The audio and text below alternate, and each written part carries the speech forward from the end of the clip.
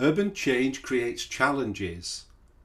People living in the same town or city can experience inequalities in such things as housing, education, health, and employment.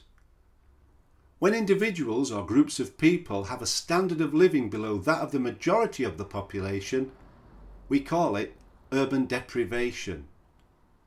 Places suffering from urban deprivation are worse off when compared to other locations alongside them.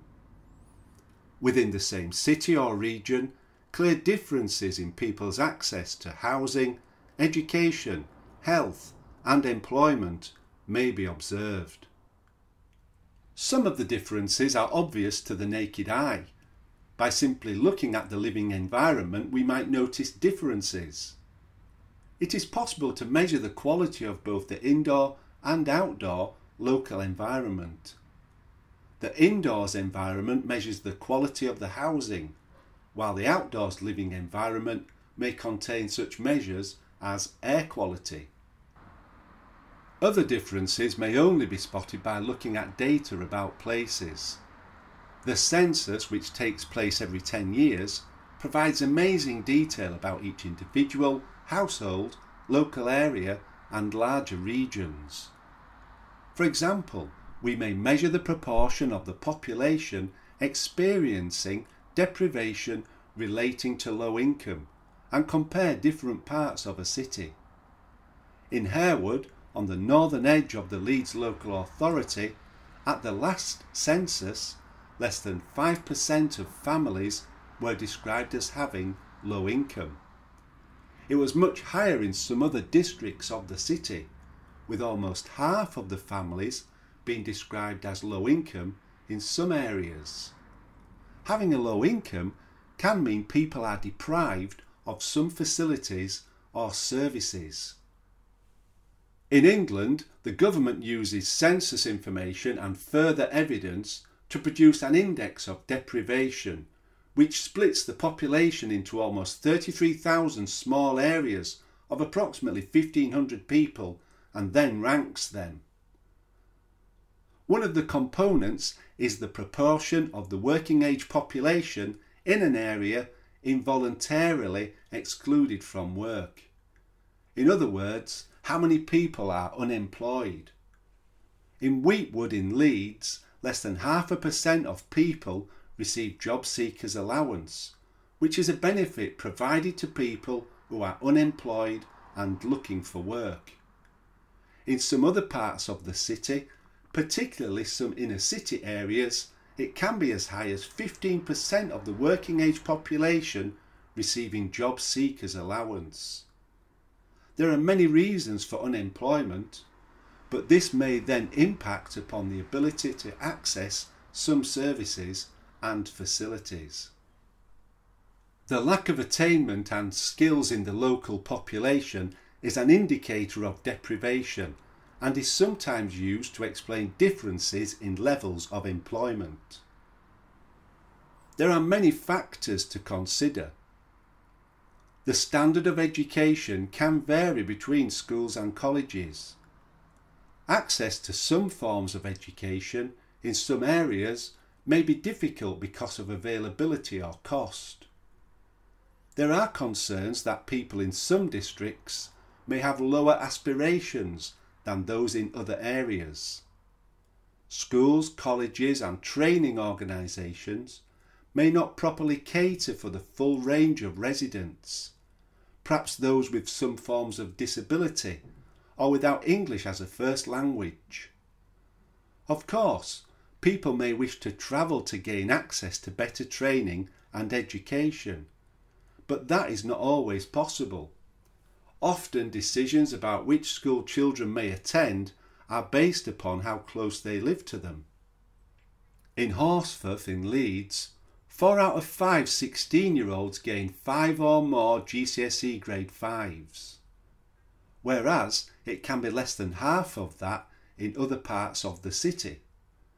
Lower qualifications at that stage may impede progress into college or employment. The census shows that people living in Horsforth have a higher range of qualifications compared to some other areas in the city that are suffering from urban deprivation.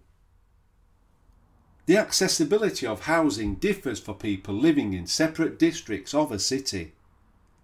Some people may only be able to afford to rent or purchase housing in a small number of localities.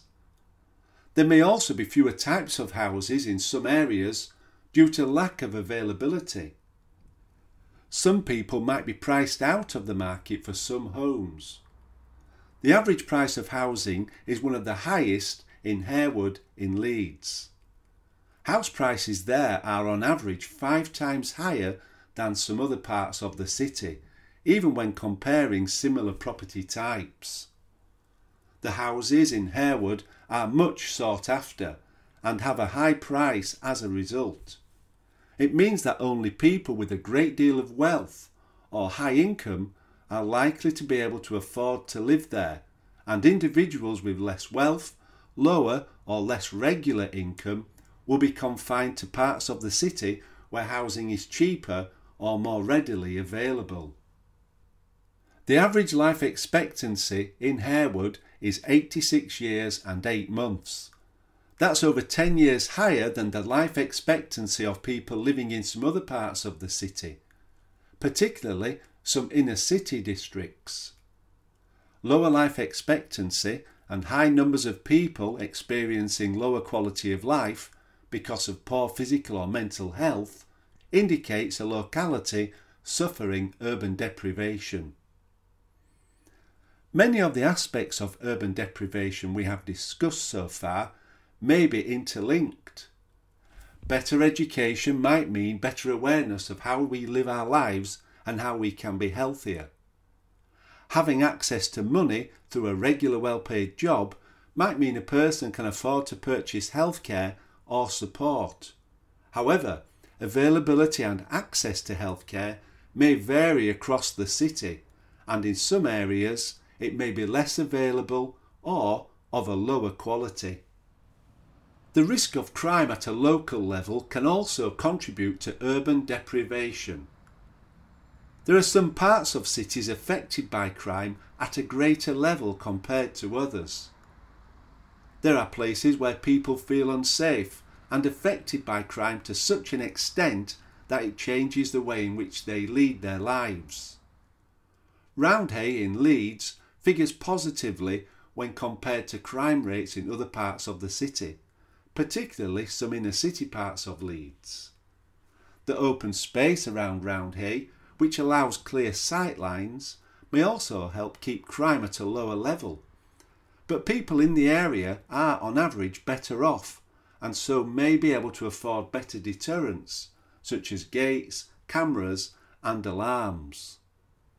Crime in areas suffering from urban deprivation can feel overwhelming, and people may feel there is little they can do aside from protecting themselves and their possessions as much as possible. More and more properties are fitting crude gates across their front doors to reduce the risk of offences. It is relatively cheap and effective, but it is unlikely to contribute positively to the living environment, aside from feeling safer at night or whilst they are out. Reducing urban deprivation is a challenge for cities in the UK. It is both seen and unseen. At a very basic level, why is it some people feel that they need a gate across their front door whilst others in the same city don't? What can be done to address this and the many other differences that exist in cities in the UK?